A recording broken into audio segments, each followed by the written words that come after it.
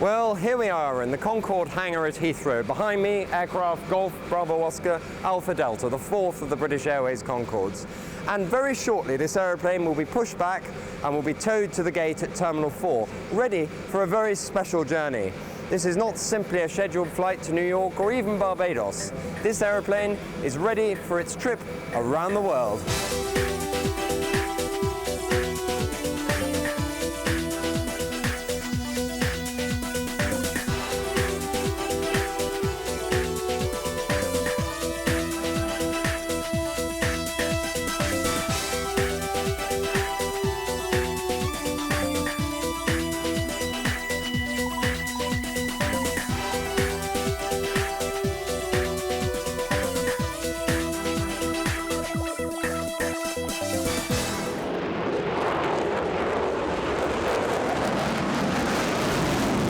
Since 1976, Concorde has flown from London and Paris to New York's John F. Kennedy Airport up to 3 times a day, plying the Atlantic Ocean in just over 3 hours at twice the speed of sound.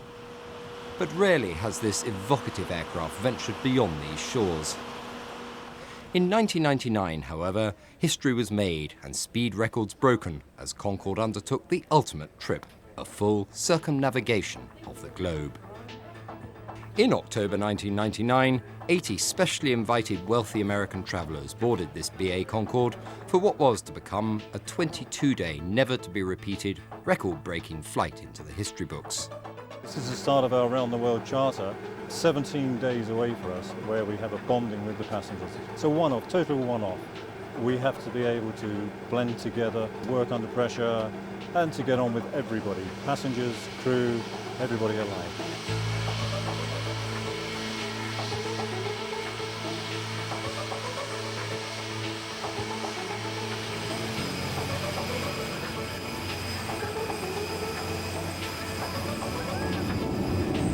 Coming crew, seats to take off, please.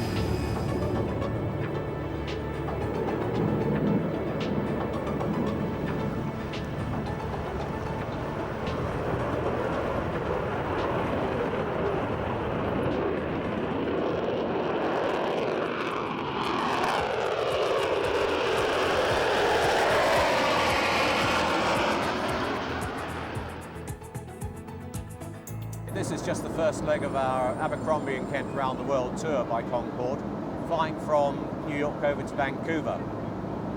I'm Jeff Mussett, the PR on this particular flight, and taking the opportunity to come back and have a word with the passengers. And my job really is to make sure that they're informed of what's going on in the flight, take some of the load off the flight deck crew. We're going supersonic over land, which is most unusual for Concorde, and they've got to navigate very accurately to stick to the flight plan that's been agreed with the Canadian authorities. So what we've done is come north from New York towards Montreal and started a supersonic acceleration 300 miles north of Montreal. And that's taken us right up over Hudson Bay and round north of Churchill, and then we're going to come all the way to the west, down by Peace River in Alberta, down in towards Vancouver, getting about an hour and a half of supersonic flight time. There are very few areas in the world where we can do this, so we're always quite excited to do these overland supersonic segments. We've climbed up now to 55,000 feet, and for some people this is the first time they've been supersonic, so it's a great thrill for them as well. The excitement in the air was also matched on the ground as last-minute preparations took place for the imminent arrival of this rare supersonic visitor. Concorde's about to arrive in roughly 10 minutes. It's coming from Kennedy Airport, actually flying out of its way to go supersonic across the top of Canada, and stop here for about an hour 45, and then it carries on to Kona, big island of Hawaii.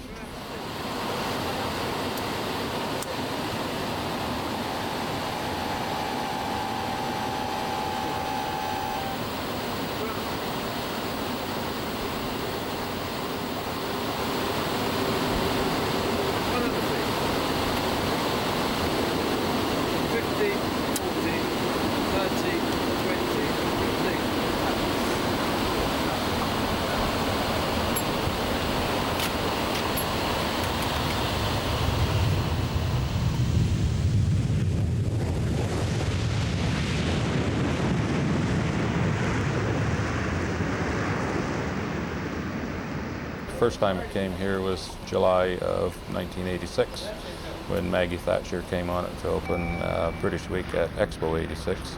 It was here once last year, so this is actually the third time it's arrived in Vancouver.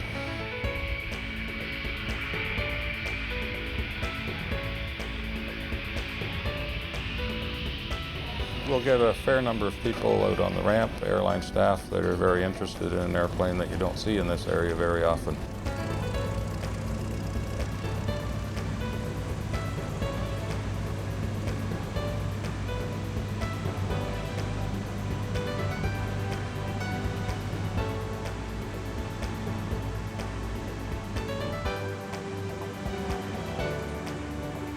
With the vast Pacific crossing still ahead, Vancouver was to prove the most strategic link on the route. This was the most westerly crewed BA outpost on the journey, and as such, successful planning at this stage was to be absolutely critical to the overall success of the entire round-the-world flight. From here on, Concorde was, for all intents and purposes, on her own.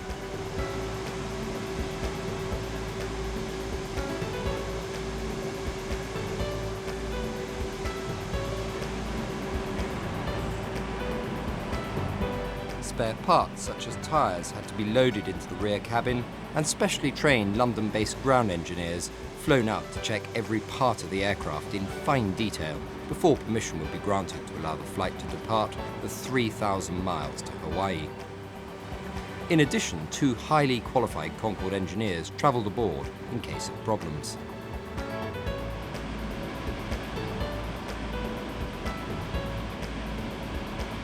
One of Concorde's limitations is range in hot conditions, with each additional kilo of weight reducing distance.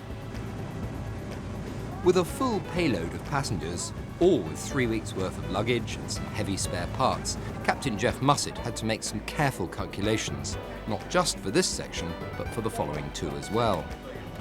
The most worrying problem for the crew and ground engineers was the second leg of the Pacific crossing from Hawaii to Fiji, which fell at the very limit of Concorde's range.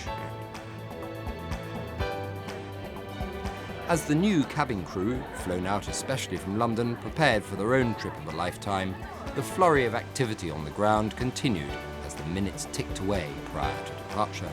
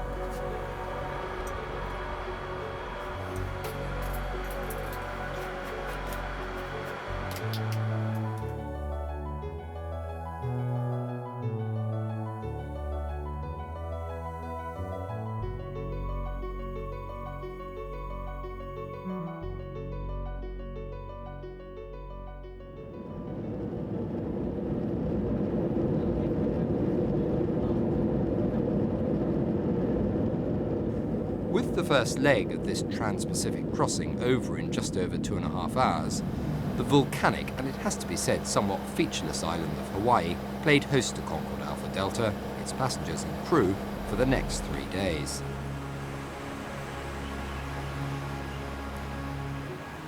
Having left the cold and damp of a Vancouver October afternoon a mere 150 minutes earlier, the warm evening sunshine of Hawaii was a welcome boost for all on board.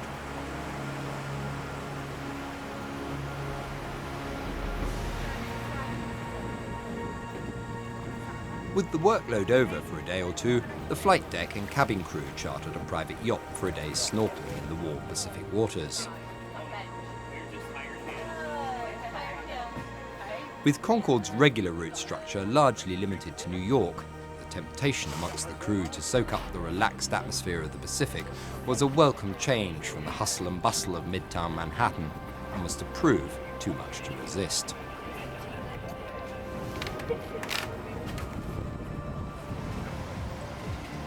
Hawaii's Kona Airport must be one of the most laid-back in America, with open-air departure lounges and an abundance of colourful flowers that made for a pleasant and relaxing atmosphere as passengers waited to depart.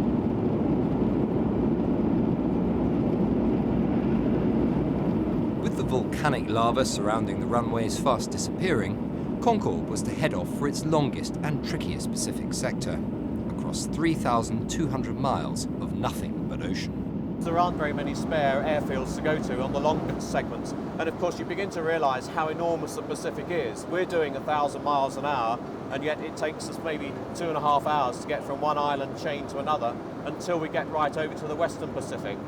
Absolutely, I think we noticed it more when people in Hawaii, who we met earlier, spoke about taking 6 or 7 hours from the West Coast, yes, when it took us 2.5 hours. Yes. What is also quite interesting is our rate of climb here. I mean, yes, because we're closer to the equator, in fact, the air is colder in the upper atmosphere, isn't it? Very much so. Obviously, the lower air is warmer, and then we go through the tropopause when the temperature shears off very quickly. And once we start getting through that, the temperature goes down, then of course the aircraft starts climbing really well again, about 1,000 feet a minute. And we're getting up to towards 60,000 feet on these sectors. Yeah. So of course this is something that wouldn't really happen on a New York run. I mean, you'd be lucky to get to 58,000 feet going. I think in all the time I've been on Concorde, I think I've only got to 60,000 feet 3 times over the Atlantic.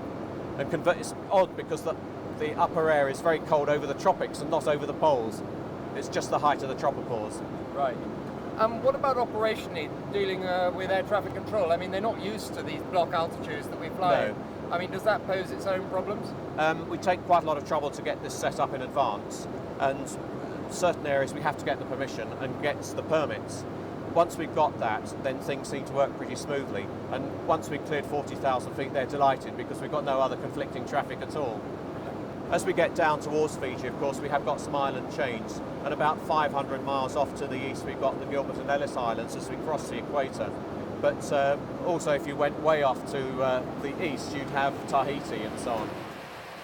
Just had a competition to check the time over the international date line, and the prize for that was for somebody to come up for the landing into Sydney. And the nearest person got within 8 seconds of the right time, which was pretty good. We gave them a guide of between 1.5 and 3 hours, so we thought they did pretty well. But of course it's slightly odd because the date line doesn't go straight down 180 degrees east-west. It actually comes down and then peels off towards the east. So nobody could really cheat on that one because they didn't know where we were going to cross it. From the flight deck side window, the view of Fiji's main island coming into view was a welcome sight for the crew aboard.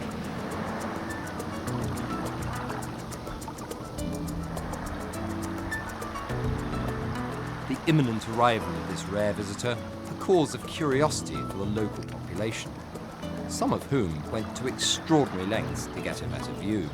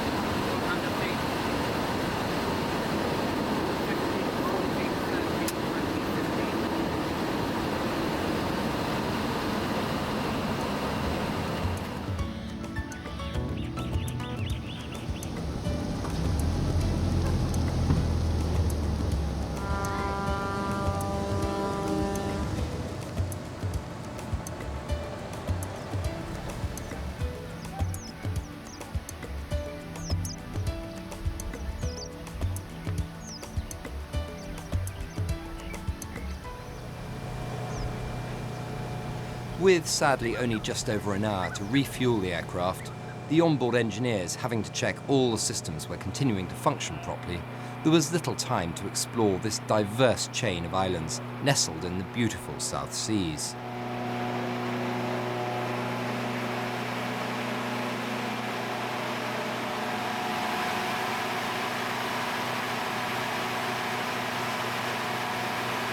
As the minutes ticked away and the final preparations were being made for the last leg across the Pacific to Sydney, the passengers were serenaded Fiji style with a dual rendition of the John Denver number on a jet plane. Every place I go, and I'm thinking of you. Every song I sing, and I'm singing for you. And I'll come back, and I'll bring your waiting ring. Waiting ring. So kiss me, and smile for me. Tell me that you wait for me. Hold me like you never let me go. 'Cause I'm leaving on a jet plane, leaving on a jet plane, leaving on a jet plane. Bye-bye. Have a nice trip. Bye-bye.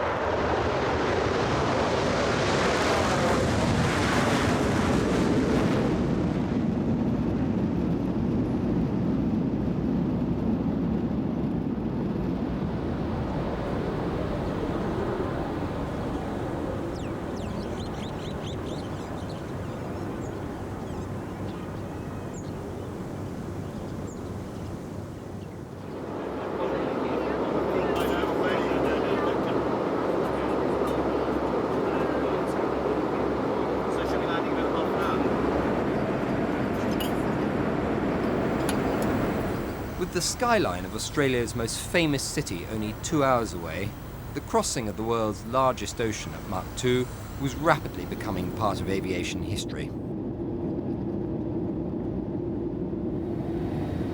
Having crossed half the world in record-breaking time, the realization of what we'd achieved started to set in.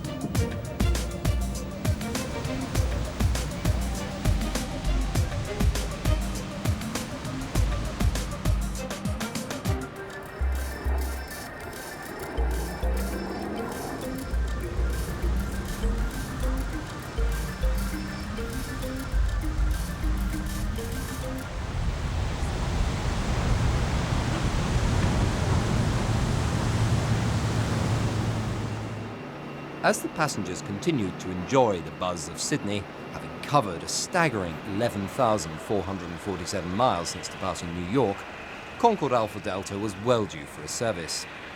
Whilst down under, there was no shortage of Qantas engineers volunteering for the task, under the watchful eye of BA's own Concorde technicians, the supersonic jet receiving a thorough check. With a warning light indicating a possible fault earlier, with one of the aircraft's inertial navigation system boxes, a new replacement was flown in especially from London, ready for Concorde's departure later in the day.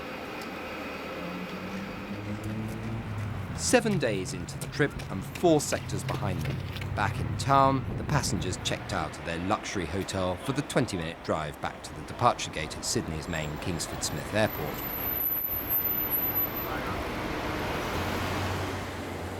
As they negotiated the Sydney freeways, the crew were already on the tarmac waiting for Concorde Alpha Delta's arrival from the hangar.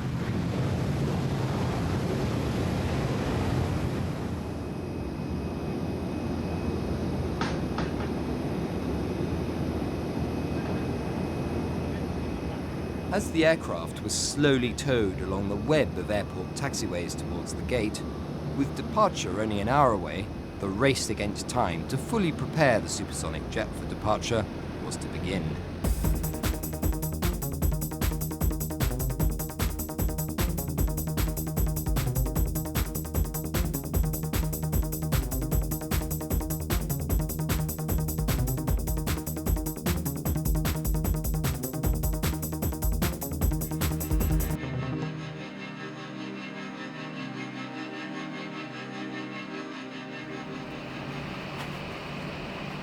On board, it was literally all hands on deck as the scheduled departure time edged ever closer.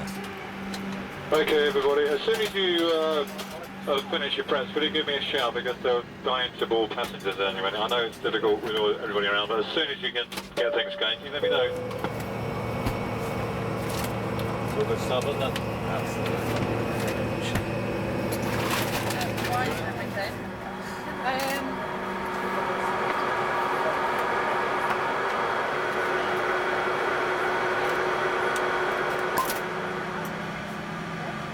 To add to the complications of the late arrival of the aircraft on the gate, the crew were busy putting the finishing touches to the reroute that would add 2 hours to the journey time. Originally, we were going to be flying supersonically right across the centre of Australia at Mach 2, but because of the situation in East Timor, we're not now flying to Bali, we're flying to Bangkok, and it's just beyond the range of the aircraft. So we're actually going to be flying supersonically up the Gold Coast, past the Great Barrier Reef, to the Pacific island of Guam.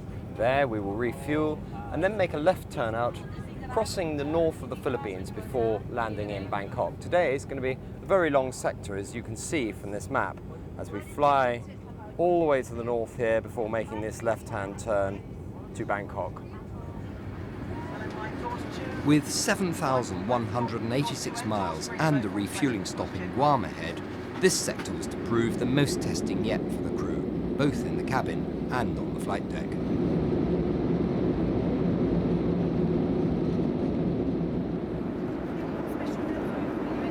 My first round the world speed record flight of October 12th to 13th, 92. Did Guam Bangkok in 3 hours, 0 minutes and 39 seconds. We got permission to boom Imelda Marcos' hometown, a place called Tacloban, Philippines. We can't do that again. We're going to go around the northern tip of the Philippines, so that's 3 hours and 16 minutes. Yeah, some of you also asked me why we're taking such a circuitous routing. The Concorde has a problem with rough runways, and since last summer they've had to measure the runways for roughness everywhere it goes. Nobody ever got around to measuring either Darwin, Australia, or Perth, Australia, both of which would have made for a shorter flight today. Guam, however, has been measured.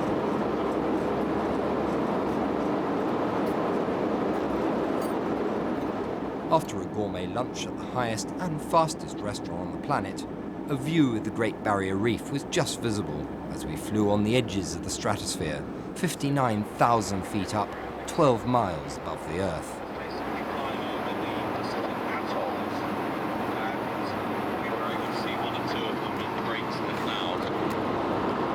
In the last half an hour or so, we have been just touching 60,000 feet, which is the highest altitude at which Concorde can fly, which is the first time we've done it on this particular trip. And that was because of the very cold air over the equatorial area. We've now started our deceleration into Guam, where we should be landing in 25 minutes. conditions, quite a warm, sticky day there. Fresh wind, temperature is 31 degrees Celsius, and that is 88 degrees Fahrenheit. Thank you.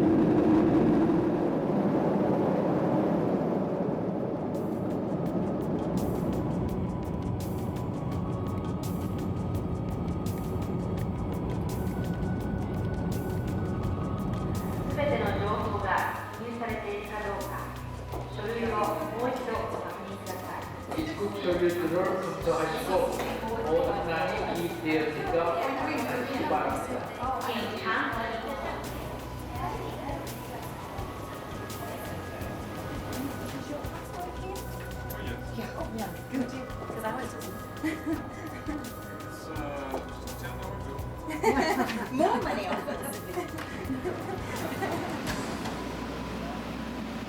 By the time the passengers had reboarded the aircraft, the warm early evening sunshine had given way to darkness, and the only non-daylight sector would begin. As the passengers began to doze, enthusiasm showed no signs of waning in the back. As you go away, the sun goes down. Just as it's gone down, of course, you get to the sunrise. That'd be good.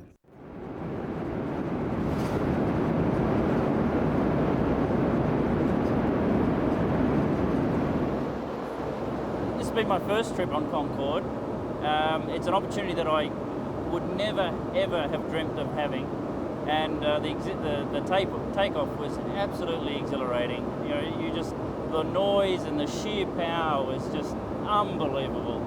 I'd do it again and again, over and over. As Concorde flies faster than the Earth rotates, in effect the plane flies back in time. A remarkable effect of departing in darkness shortly after sunset is that Concorde actually catches the sun up, resulting in a westerly sunrise shortly after the sun has already set that day. Concorde was the only civil aircraft in the world that was able to give witness to this extraordinary phenomenon.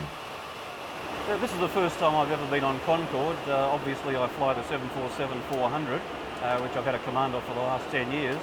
It's a beaut aircraft, but this thing is just another quantum leap ahead. The performance is incredible. That's the only way you can describe it. It looks very, very sensitive. The pilots tell me it's very nice to fly. The systems are good. Of course, it's older technology, but it seems to work extremely well. And it really gets up and goes.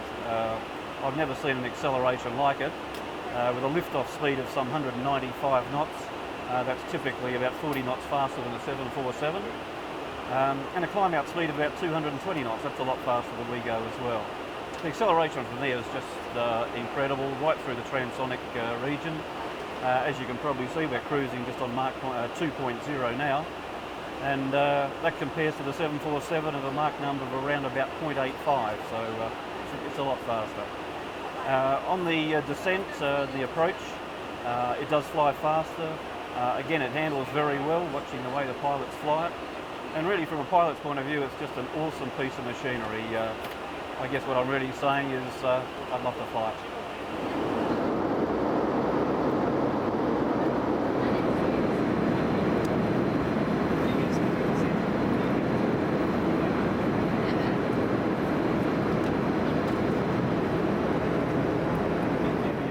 As Concorde descended and decelerated to subsonic speeds over the Philippines, a new day awaited and a new culture dawned as the magic of the Orient came into view.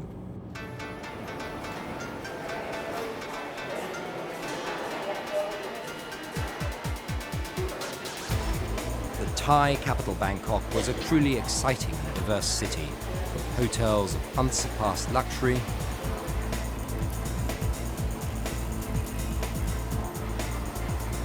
to busy rivers and canals,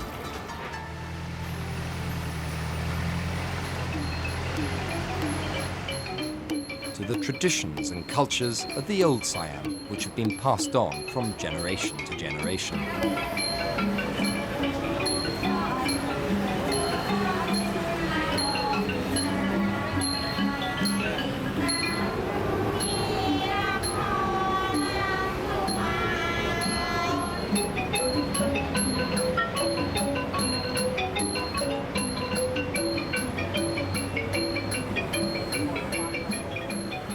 All this just a short ride away from two of Bangkok's most famous sights. The American explorer Jim Thompson's traditional wooden house,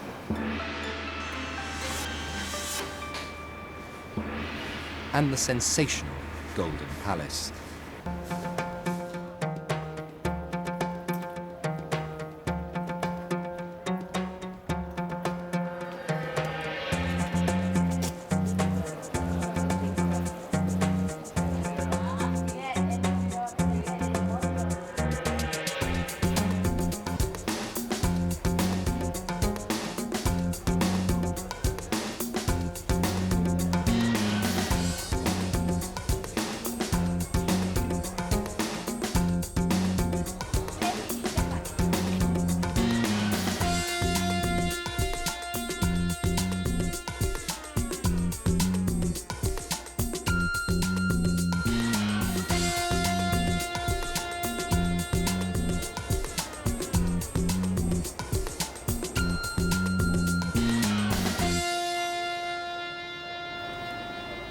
The next day, back at Bangkok's International Airport, Concorde took her place alongside more conventional subsonic jets prior to heading west over the Bay of Bengal to Madras in southern India.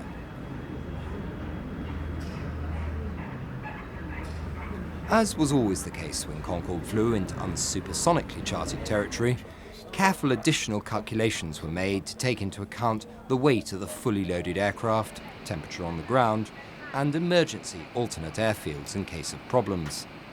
On this trip, nothing was left to chance.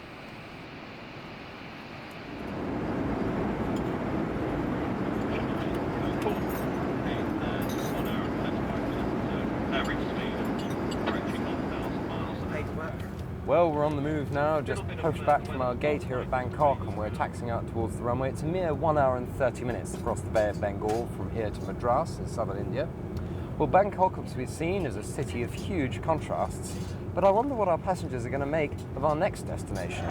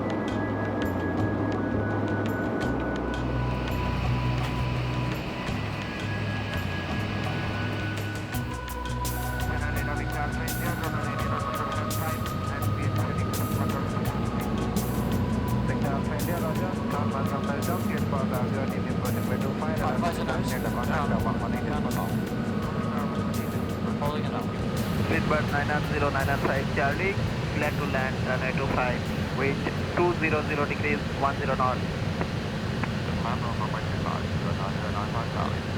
Affirm and taxi with caution and slower speed. Even before landing, the heat haze clearly visible from the cockpit and the bouncy final approach was a clear indication that the weather outside was to be hot and steamy. 200 feet.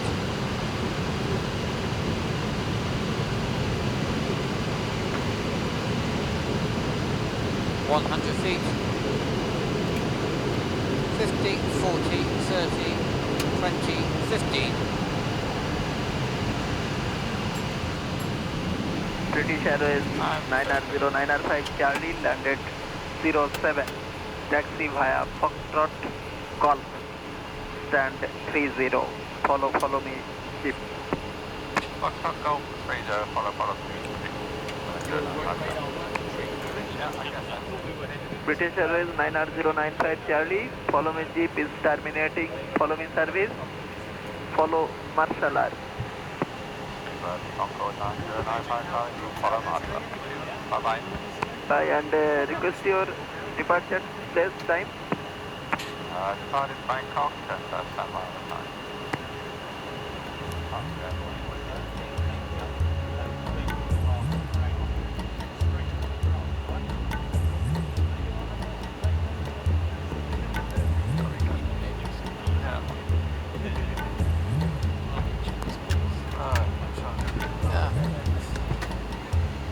9/10 tops.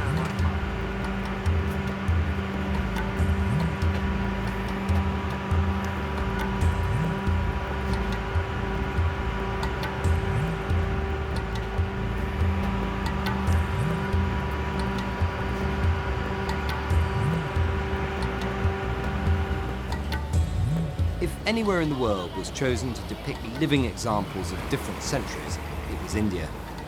In the sprawling southern metropolis of Madras, it was easy to find vehicles of the 1950s, together with modes of transport of a truly bygone era.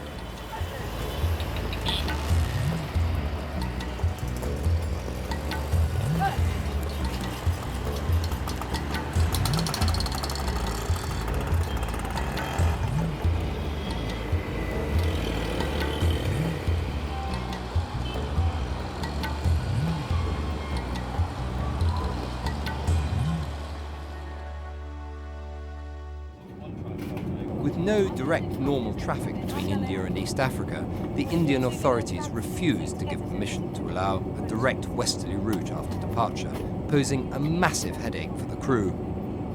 With the authorities insisting that Concorde first flies south to Sri Lanka before turning west across the Indian Ocean, the fuel range was to become critical.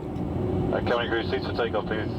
With nowhere to refuel along the route, the only way the aircraft could stay the course on this unwelcome longer journey was to depart early in the morning, before the heat of the day limited a takeoff with a full load of passengers and fuel.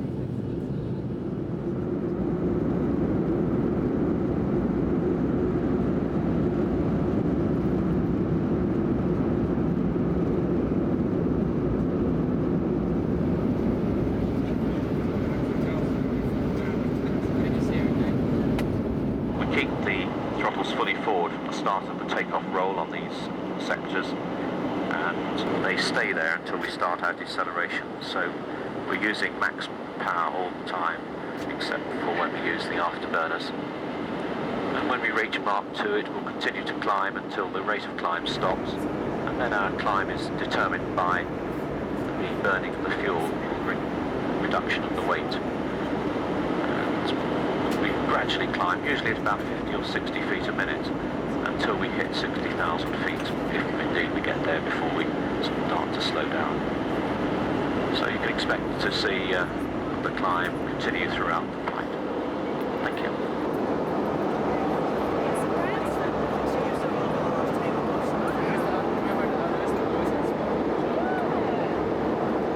With some fantastic views of southern Sri Lanka out of the window, rarely seen from the air, let alone at twice the speed of sound on Concorde, this sector was to prove not just one of the most challenging for the crew, but one of the most interesting for the passengers. The normal route between the Indian subcontinent and East Africa is long and tortuous, and normally involves a change in the Middle East. To travel between these two very different worlds in a little over 3 hours was to be a memorable experience. Well, we're now on our sector across the Indian Ocean. Yes. We've left Madras in southern India about 2 hours ago, 2.5 hours ago, and we're now starting our deceleration into Nairobi. Yes, indeed. Now, it's been interesting, hasn't it? Because, of course, we've been ducking and diving islands. Yes, we did a straight acceleration out of Madras, which meant going off the coast of India, but then staying down the east coast of India, going right down the east coast of Sri Lanka, turning right round there, and then heading off across the Indian Ocean. And that was quite a fun, tight turn. Oh, it was, yes. Too, Got a lovely view of Sri Lanka today, yes. And then, of course, we had to make a passage between some of the islands and the Maldives, and then we've come north of the Seychelles towards the African coast, and we're just slowing down now. But it's been supersonic since 11 minutes after takeoff. And, of course, we've pretty well covered all the ocean. The Atlantic yet to do, of course, is the last leg for them. We've done the Pacific, been across Indian Ocean, Bay of Bengal, and got a couple of lovely supersonic segments to come, one up the Red Sea, which we haven't done before, and another one up the Adriatic to Venice, which is a route we used to do years ago before the Bosnian crisis, but we're going to do that one. And then, of course, we've got the final one across the Atlantic. So. As Mount Kenya loomed out of the clouds, high above the African plains, the engines were throttled back and the grasslands around the suburbs of Nairobi came into view as we approached the Kenyan capital ahead of schedule.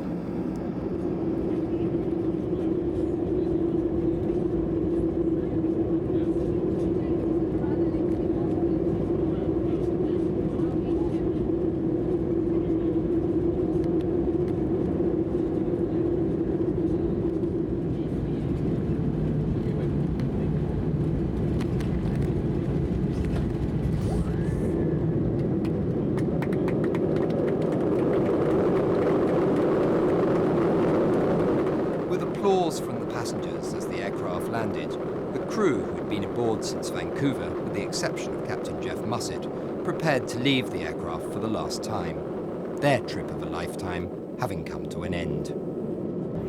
We're just taxiing into the terminal. We'll be on the gate in just about a minute's time, right on schedule at 11:30.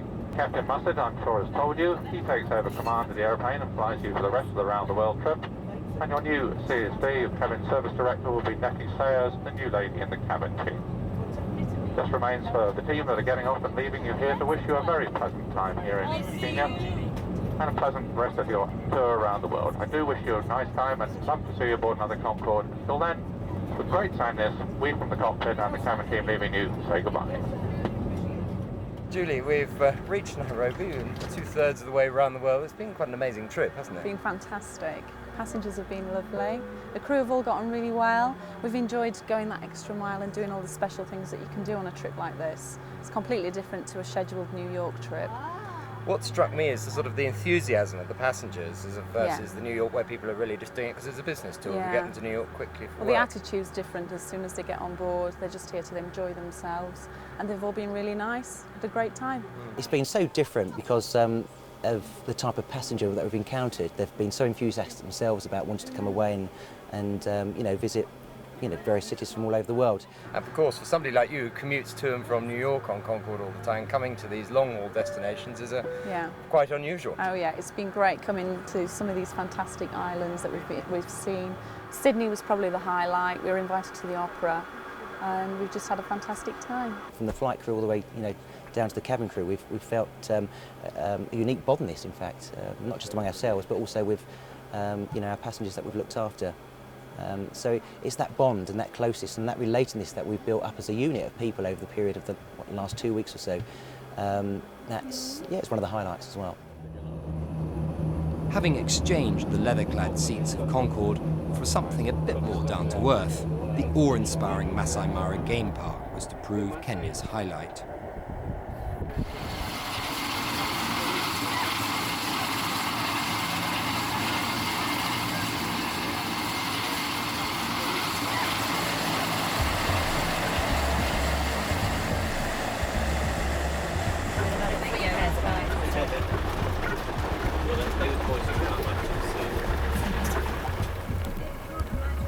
Although out in the bush, the passengers were far from being high and dry. The unique game lodge at Kichwa Tembo was to offer a unique mix of fine food and wines in basic yet comfortable and certainly unique accommodation. This was environmental tourism that needed no PR spin to sell it.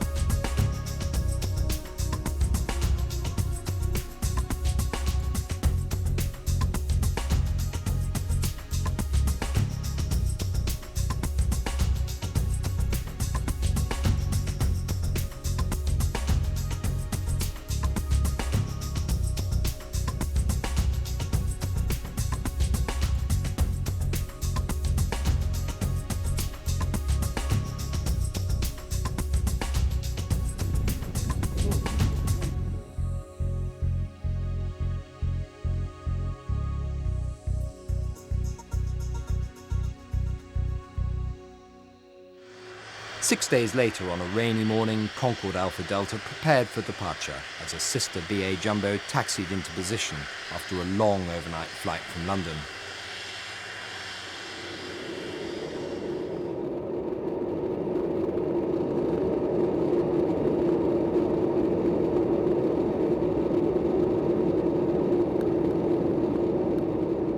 After takeoff for Jordan and having taken in 8 vastly differing cultures around the world in just over 2 weeks, the passengers had got used to the unexpected.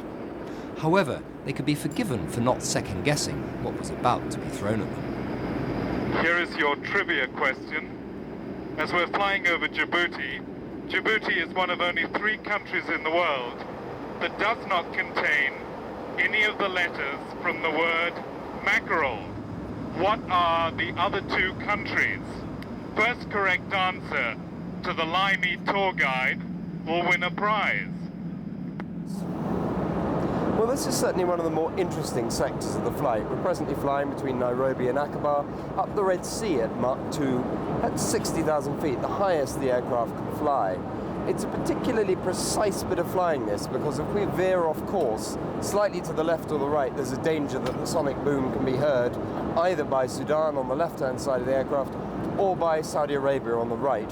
So we have to ensure that flying at these speeds, at this height, that we keep exactly to the path. Aqaba approach, Speedbird Concorde 95 Charlie. Good morning. Speedbird 95 Charlie, good morning, sir. We're still with Cairo, but we're 86 DLE from Aqaba, descending to flight level 150. Speedbird 95 Charlie, roger, sir. No delay expected for runway 01. Report when released from Cairo and request METSA estimate, please. METSA 37, and understand we can expect a straight-in runway 01. Speedbird 95 Charlie, just to confirm METSA 1037. 1037, A firm. As the southern Jordanian airport at Aqaba drew nearer, the crew encountered a communication problem with local air traffic control. Speedbird 95 Charlie, we no longer have two-way with Cairo. Speedbird 95 Charlie, understand you lose contact with Cairo? Cairo control, Speedbird Concorde 95 Charlie. Cairo, this is Saudi 1371, good afternoon. We are trying to contact Cairo control through the Amman Control Center. 1371 from Speedbird 95 Charlie, do you read? I copy, sir. I copy, Saudi 371. 371. Can you get release from Cairo to Aqaba control for us, please? With the help of a passing Saudi Airlines jumbo acting as go-between, the desert runway at Aqaba came into view. Yeah, you see, I think it's just over there, to the left of the other road. Yeah. From America to the South Seas of the Pacific and onto Australia, from the far east of Asia to India and onto the open grasslands of East Africa, it was now time to enter a different world, that of Arabia. 300. Director? Yes, correct.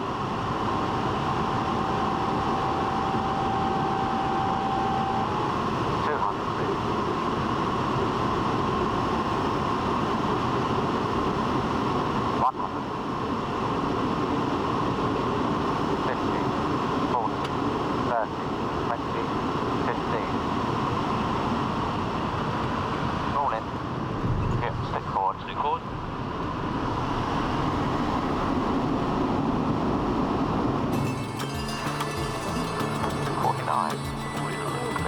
Later from the cunning man.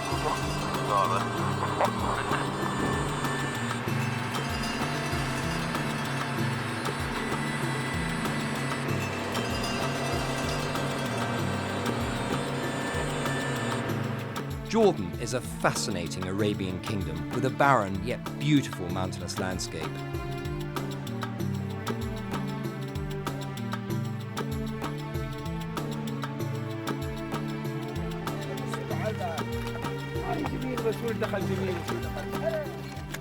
After 2 days of soaking up desert sun came the jewel in the Arabian crown, a breathtaking example of ancient design. Hewn from the surrounding sandstone mountains, the treasury at Petra.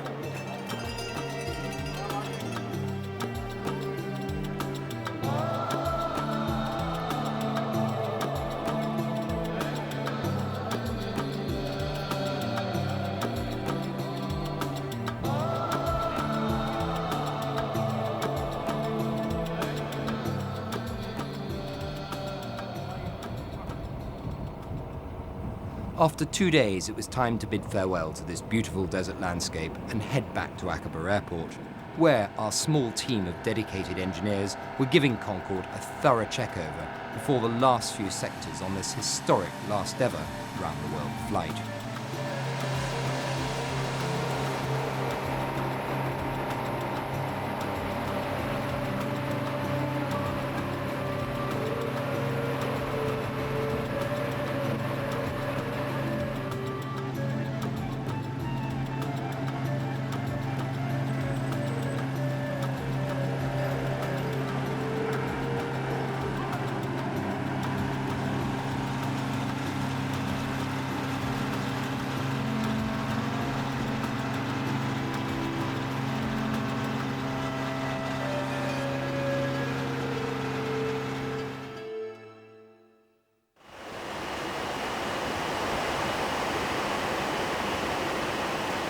just come through the gap between Greece on the east and the toe of Italy on the west side near Brindisi, and that requires some quite accurate navigation. We've been doing that with our inertial system, which has been making the turns, and we've had that updated from some ground aids.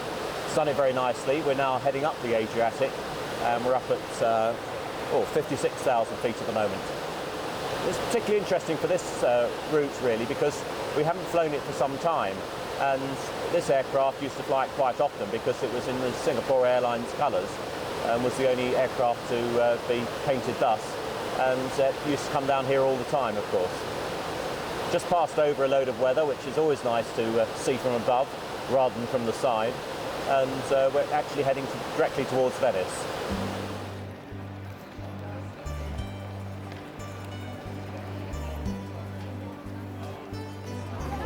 Last stop on this extraordinary tour was this beautiful Italian city. Where better to reflect as the end of such a magical journey drew near than in one of the world's most romantic locations.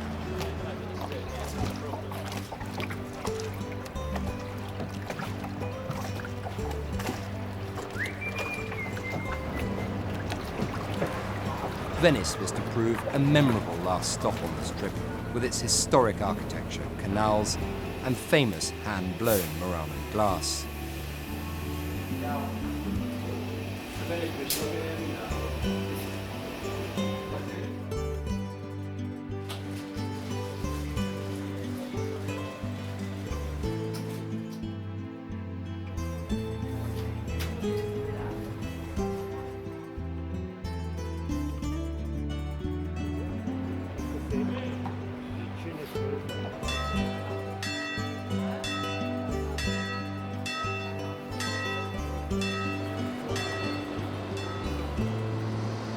As the 3 days of crisp winter sunshine gave way to wind and rain, last-minute preparations were being made as the passengers boarded Concorde Alpha Delta for the final leg of this amazing supersonic journey across the Med and Atlantic back to New York.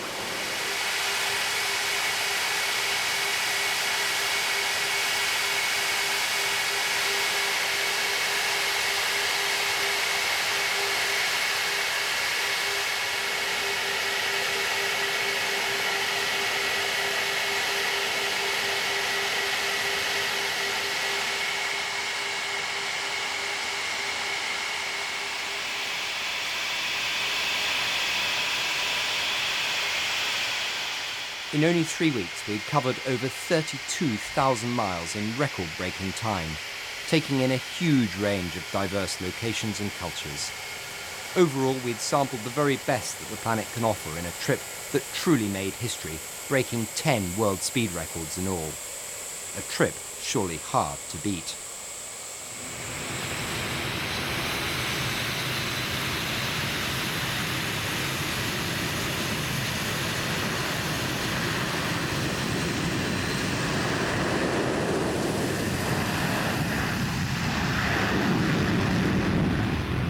As Alpha Delta climbed away into the gloomy November sky, for the lucky passengers aboard, the memories of this extraordinary trip remain vivid and bright. With Concorde now sadly confined to history, short of travelling into space, there can never be a match to this one-off, special trip of a lifetime.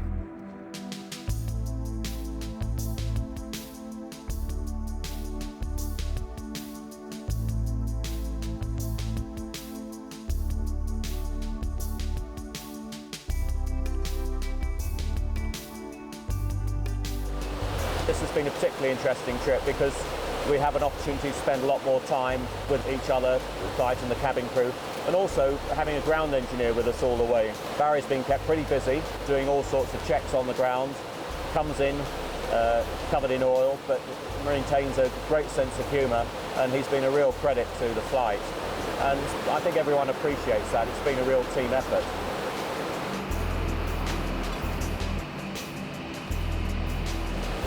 I think it's the last time I'll be doing a trip like this, as I've only got a few months left to fly, but the last 13 years have been tremendous fun, and particularly when we've done these sorts of trips, particularly with this, where you're staying with the passengers for quite a few days and you get to know them, and they tend to look on the aircraft as a little bit of home.